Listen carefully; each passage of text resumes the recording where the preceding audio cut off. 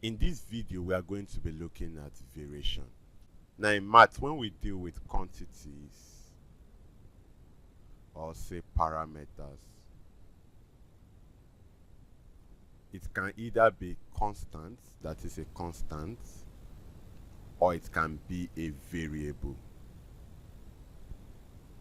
Now a constant are quantities that do not change. Now for example, if we have a vehicle, now this vehicle can be moving at constant speed. And what this means is that the driver is maintaining a constant speed, say 40 km per hour, and it's not shifting from it. In this case, speed, which is a quantity, is said to be a constant. It's not changing, it's constant. Variable on the other end is the opposite of a constant. Variable are quantities that change. Does that make sense?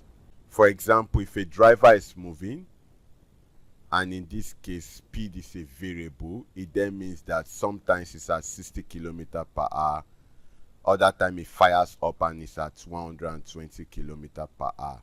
Now in this case, speed is no longer constant, it's now a variable. Does that make sense? Now what you need to notice is that a constant means that that parameter is not changing, while a variable is a parameter or quantity that changes.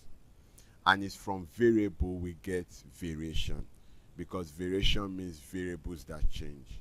Does that make sense?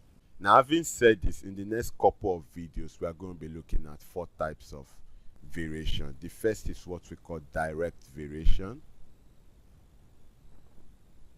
The second is inverse variation. The third is joint variation. And the fourth is partial variation. So we are going to be looking at these 4 types of variation in the next couple of videos.